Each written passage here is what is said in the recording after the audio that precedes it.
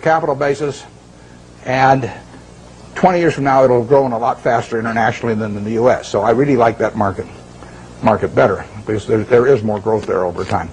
But it will hurt them it is hurting them in the short term right now. But that doesn't mean anything. I mean, Coca-Cola went public in, I think it was 1919. Stock sold for $40 a share. It went back before that as the Candler family, and they went back. They bought it for $2,000, the whole business. Asa Candler back in the late 1880s in a couple of purchases. So now he goes public in 1919, $40 a share. 1 year later, it's selling for $19, gone down 50% in 1 year. Now you might think that's some kind of disaster, and you might think that sugar prices increased and the bottlers were rebellious and a whole bunch of things. You could always find a few reasons why that wasn't the ideal moment to buy it. Years later, you'd have seen the Great Depression, and you'd have seen World War II, and you'd seen sugar rationing, and you'd seen thermonuclear weapons, and the whole thing. There's always a reason. But in the end, if you bought one share for $40 and reinvested the dividends, it'd be worth about $5 million now. And that factor so overrides anything else. I mean, if you're right about the business, you'll make a lot of money. And the timing part of it is a very tricky thing. So I don't worry about any given event if I've got a wonderful business, what it does to next year or something of the sort. Their price controls have been in this country at various times, and that's fouled up even the best of businesses. I mean, I wouldn't be able to raise the price on December 26th of See's Candy if we had price controls, and we've had them in this country. But that doesn't make it a lousy business if that happens to happen, because you're not going to have price controls forever. We had them in the early 70s. So the wonderful business, you can figure out what will happen. You can't figure out when it will happen. You don't want to focus too much on when. You want to focus on what. If you're right about what, you don't have to worry about when very much. Is there an area I'm missing back there any place? Or I just want to make sure I'm not focusing all of them on one place. Let me get this gentleman over here. Most human mistakes, but the most successful of those will learn lessons from those mistakes and use them to benefit themselves later. What investment mistakes have you made or that you feel that you made, and how can you use those lessons? The question is about my business mistakes. How much time do you have? Well, the interesting thing about the mistakes is that in investments, at least for me and for my partner Charlie Munger, the biggest mistakes have not been mistakes of commission, they've been mistakes of omission. They're where we knew enough about the business to do something, and for one reason or another, we sat there sucking our thumbs instead of doing something. And so we've passed up things where we could have made billions and billions of dollars from things we understood. Forget about things we don't understand. In fact, I could make billions out of Microsoft. Doesn't mean anything because I never understand Microsoft. But if I can make billions out of healthcare stocks, then I should make it, and I didn't. When the Clinton healthcare program was proposed and they all went in the tank, we should have made a ton of money out of that because I could understand it. I didn't make it.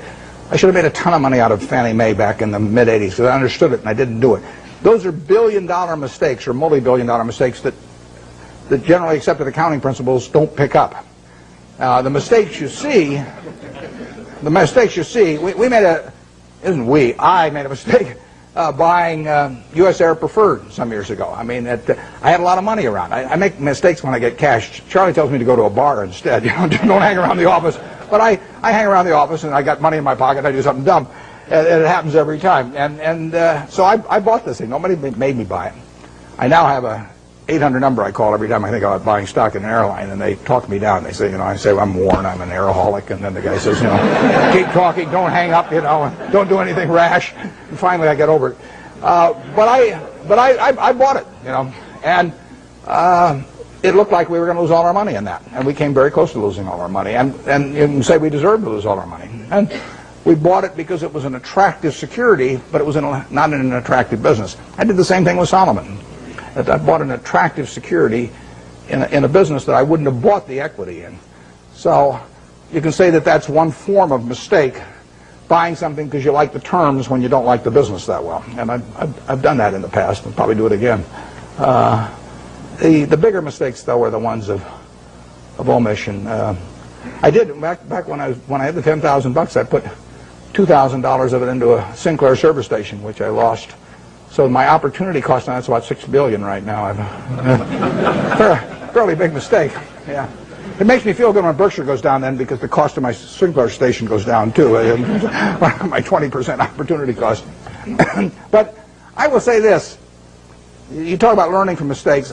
I really believe it's better to learn from other people's mistakes as much as possible. But we don't spend any time looking back at Berkshire. I've got a partner, Charlie Munger. We've been pals for 40 years. We've never had an argument. We disagree on things a lot, but we don't have arguments about it, and we never look back. We just figure there's so much to look forward to that there's just no sense thinking about what we might have. It just doesn't make any difference. I mean, you can only live life forward, and you can learn something perhaps from the mistakes, but the big thing to do is stick with the businesses you understand. And so if there's a generic mistake of getting outside of your circle of competence and buying something because somebody tips you on it or something of the sort in an area you don't know anything about, I mean, you should learn something from that, which is that you stay with what you can figure out yourself. I mean, you really want your decision making to be by looking in the mirror and saying to yourself, I'm buying 100 shares of General Motors at 55 because. And I mean, it's your responsibility if you're buying it, and there's got to be a reason. And if you can't state the reason, you shouldn't buy it. If it's because somebody told you about it at a cocktail party, not good enough. I mean, it's got to be something. It can't be because the volume, the chart looks good on it or anything like that. It's got to be a reason you'd buy the business, and we stick to pretty carefully. That's one of the things Ben Graham taught me. Yeah. But with the current tenuous economic situation in the world, although our economy seems to be still chugging along quite well, where are we going? What's going to happen with interest rates? The question about what's going to happen to interest rates or where we go in the world, I don't think about the macro stuff. I just important. What you really want to do in investments is figure out what's important and knowable. If it's unimportant or unknowable, you forget about it. What you talk about is important, but in my view, it's not knowable. Understanding Coca-Cola is knowable, or Wrigley, or Eastman Kodak, or anything. I mean, you can understand those businesses. That's knowable. And whether it turns out to be important depends on where your valuation leads you and the current price and all of that. But we have never either bought a business or not bought a business because of any macro feeling of any kind. We don't read things about predictions about interest rates or business or anything like that because it doesn't make any difference.